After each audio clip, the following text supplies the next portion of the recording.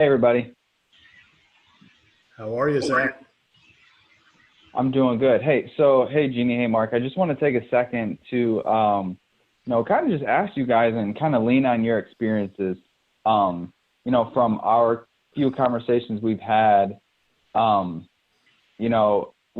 a lot of people are going through right now with COVID-19. There are a lot of similarities between what you guys went through in '08 and I think what a lot of agencies are going through now. Now, granted, it's not the same situation, but I think we all can kind of benefit from your experiences and maybe some of your wisdom. So if you won't mind, I just have a few questions and we'll just kind of have a little chat.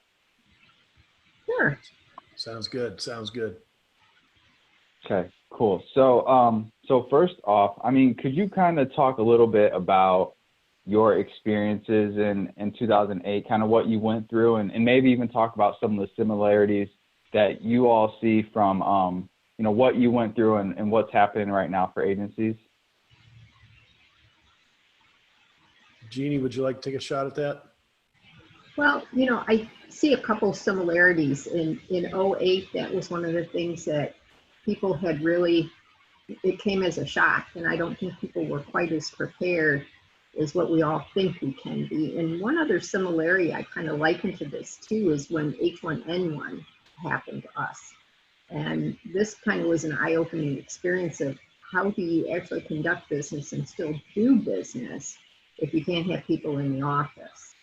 And then the other similarity, just to kind of relate to your topic there also, is when we had kind of gone through that change in the market, we had to really look at hard of some of the ways we were spending our money on systems and products, and how were we going to end up that we'd be able to move to a more user-friendly platform, but not be so restricted as to only being in the office, how to communicate to people when you physically can't be there, and have better connectivity and still do the services you needed for people.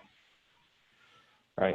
I kind of like looking at what happened in 2008 and what's happening now in 2020. It's with the extraneous things happening, it's really brought extreme pressure on the business client marketplace. Back in 2008, we were facing clients that we were losing every month to foreclosure and business closure. And we're looking at the same thing probably happening now. And so we as an agency were faced with the dilemma of, what do we do? Do we just, go to the corner and hide, or do we adapt to what's happening in the marketplace? And we focused on adapting. We decided to increase our footprint to go to where the business was, because especially where we lived geographically, we were hit even harder because of the automotive industry. Well, what's happening now is hitting everybody equally. It's kind of an equally oppressive type of demon that's hit the marketplace. Now, the thing is, back in 2008, we were early adopters in doing inbound and finding out how to do business a different way. Now it's a lot more mainstream.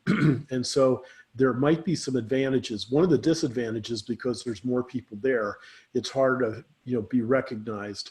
Whereas we were early adopters, and it was easy for us to get front page type of attention. But also right now, the tools are better than what we had when we first started. Sure. And then also the companies that we do business with, back in 2008, a lot of them were like not really supportive of doing business in that inbound and digital marketing space. Now they've come around, they realize that is the marketplace. So they're more supportive financially in helping you understand and helping you develop a strategy that can help you move forward. I think one of the things too is now our clientele and the average consumer is a little bit more savvy too about the tools and the availability. And as much as sometimes agencies really didn't want to move into that platform as many that are there now, our customers are demanding it. They like that kind of ability to connect, to do the video chats, to be able to get business done when they put in a full 12-hour day in some instances and still need service, and look for the expectation that you're going to have those services available too. So true, Jeannie. What you just Gotcha. said, Yeah. really important. I think that you hit the nail on the head is what the consumer really was looking for in the marketplace. We as an industry were really lagging behind the curve, and we've kind of been forced into doing business in the place where clients want to be doing business. And that's at their convenience, at their time, and in the down the omni channel that they want to follow. And so, that's something that is maybe it kind of forced our hand as an industry to do this. Now the other thing is, and I think you and I have had this discussion before, it takes people 21 days to 66 days to develop a habit. And so we're never going to go back to the way it was, never. Because people have adapted to the convenience of shopping for their groceries on their cell phone, shopping for their insurance on their tablet, and doing their banking on their laptop. That's just the way the marketplace is going to move. And it's really critically important that we come out of this on the other side with the type of mindset that it's not being open from 8 to 5. It's being open how the client wants to access you, when the client wants to access you. Definitely. Yeah. I think That's a good point. And so, I mean, Mark, you mentioned, things kind of, we're finally in a position where we can kind of communicate to the consumers how they want to be communicated with. And, we're kind of forced into this situation. And I know we don't know how long we're going to be kind of in this situation, but what are your thoughts? Do you think, when things kind of calm down and slow down a little bit and we can kind of get a little bit back to normal, do you think things are going to go back to normal? Or do you think, with everybody getting used to this, do you think this is just going to kind of be more or less how it's going to be? What are your thoughts?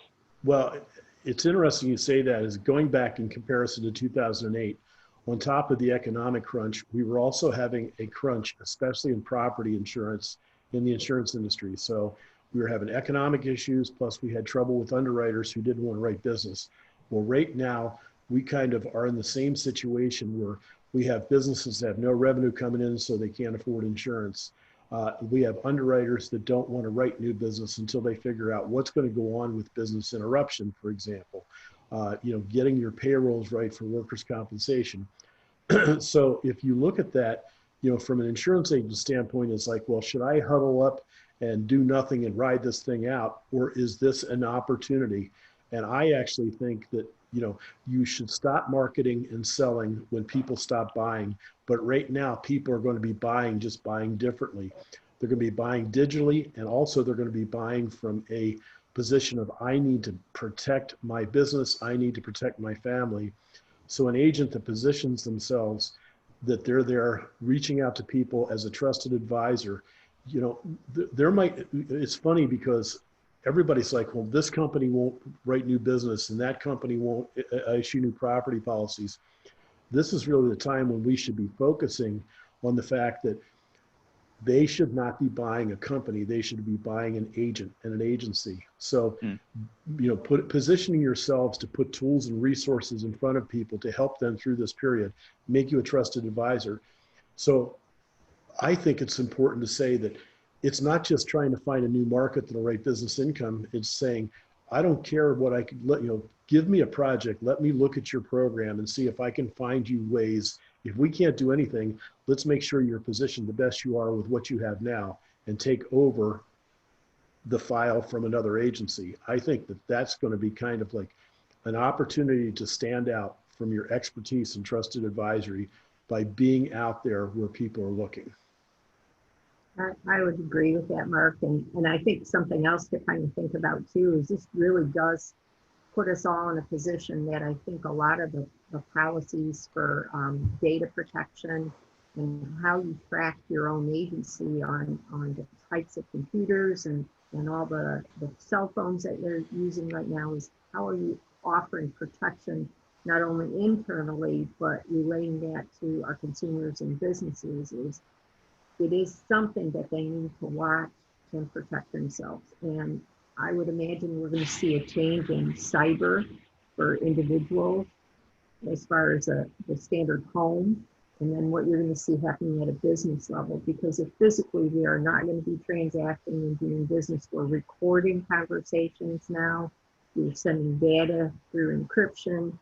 How are we going to back up our own internal systems, and the processes have to change. And we can't have 15 people doing things 15 different ways. So this is going to take some time, and business continuity plans are put in place for this reason, is how do you restart, and the steps it's going to take to restart, to kind of get a continuity of what is the right protection for the business and what's the right protection for the personal home too. I think, Jeannie, you're absolutely correct. I think the focus right now is insurance agencies should be looking at what tools they have, and moving forward, what tools can help them be successful into the future. A lot of people in the past couple of weeks, it's just been duct tape and hammers, just trying to make sure that they could stay, they weren't prepared for this.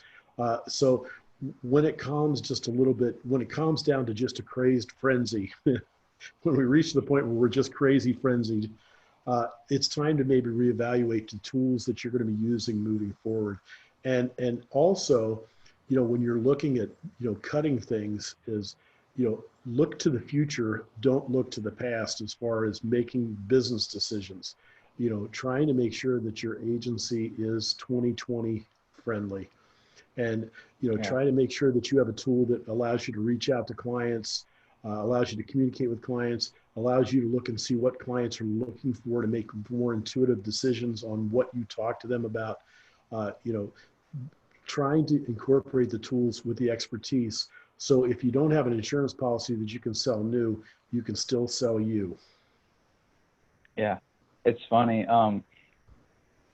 It's almost as if you guys have stole my notes.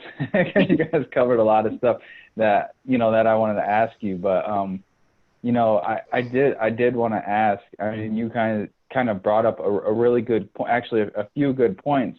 So I guess this is kind of a two-part question. Obviously a lot of agents have adapted Zoom and other technology. They were kind of forced to. Do you think, kind of based on where we are right now, and you guys have talked a lot about, relooking at your tools and kind of planning forward and looking at there will potentially be more cyber products and so on because of this as we move on.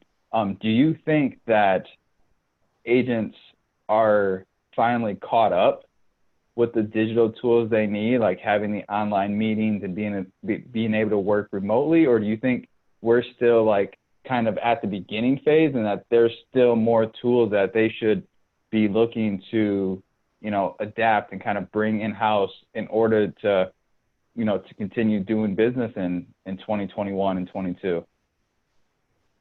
Right. To shorten it, are we good where we are now, or do we need, or you think we're going to need more tools to make it work well for us? I do think, because of the amount of people that have been driven this direction, I agree with Mark. There's been early adopters that have always kind of been leading the way in this area, but it's one that it is a mad rush, and it's like the stream is no longer a stream, it's a giant river, and we're all in it together. So I think people are going to start to see what their need is and what works for them on a connectivity standpoint. But I would say that the bulk of the things that are going to be happening now are under the idea of we don't know how long this is going to last. So these are types of programs and systems that are still going to be utilized for much yet, I think. So it's a matter of knowing what is the consumer experiencing. So just because it's cheap doesn't always mean that it's the best for your customers either. So I think this is one that a few people are going to probably have to test things to really find out what's going to work best for the consumer, and then maybe make those changes that are needed. That could be something where you budget according to the product you deliver to the customer experience. Well, it's time for the shameless plug. I think one of the things that puzzles me out there is well, it doesn't puzzle me, concerns me is with all the, Facebook groups and LinkedIn groups, there's a lot of banter back and forth and people are like, what do you use for this? What do you use for that? And people are getting so much information overload that, Jeannie, what you said is true. They need to focus. And I think that that's where, our experience, what we went through, I think is something that we could help people clarify and make those decisions. There's a couple things is if you don't have the tools, you need to get the tools. If you have a bunch of different tools, is that the most efficient use of what you can do? Or if you have a tool, is it one of those tools that's priced out of this market? Is there a better alternative out there? Those are all things to evaluate is how do I get my feet in the pool? How do I swim better across the pool?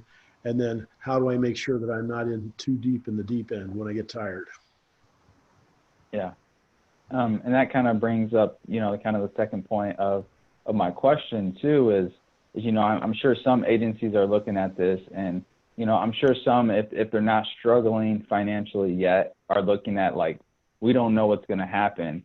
So right now, I mean, I remember speaking with you 10 years ago, Mark, and it was either you or Vicky at the time. And I had asked, I'm like, so most businesses would cut costs. And at that time, you're at your agency, you're like, we're going to go full throttle into this new digital marketing. And we're going to just, I don't want to say put all of our eggs in one basket, but you kind of, you went out there, and you tried to lead, and it paid off big time for us at the agency.